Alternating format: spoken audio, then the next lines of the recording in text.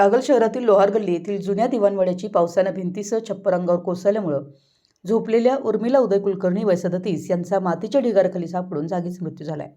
ही घटना बुधवारी दिनांक 8 रोजी रात्री 11:15 वाजण्याच्या सुमारास घडली आहे। दैव बलवत्तर म्हणून बाजूलाच मोबाईलवर गेम खेळत असलेला 13 वर्षाचा मुलगा घाबरून उडी मारून बाहेर पडला म्हणून वाचला। नगरपालिकेच्या वतीनं रात्री उशिरापर्यंत कोसळलेल्या मातीचा ढिगारा बाजूला करण्याचं काम सुरू होतं। दरम्यान पालिकेच्या वतीनं सर्वे करण्यात आलेल्या धोकादायक इमारतींमध्ये या वाड्याचा समावेश नसल्याचं समजतंय। उर्मिला जेवण करून भिंतीलगतच असलेल्या लोखंडी कॉटवर झोपलेल्या होत्या, तर मुलगा दिगंबर उदय कुलकर्णी वय 13 हा बाजूलाच असलेल्या कॉटवर मोबाईलवरील गेम खेळत होता। अचानक मोठा आवाज झाला आणि पावसाने भिजलेल्या पांढऱ्या मातीची भिंत छप्परासह खाली कोसळली।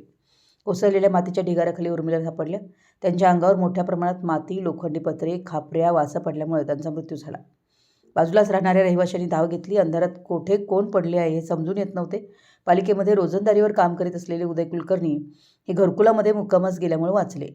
याबाबतची घटना समजताच रात्री नगरपालिकेच्या आरोग्य विभागाचे कर्मचारी, मुख्याधिकारी अजय पाटणकर, आरोग्य अधिकारी नितीन कांबळे पोलीस घटनास्थळी दाखल झाले। त्यांनी तत्काळ मातीचे ढिगारे बाजूला काढले।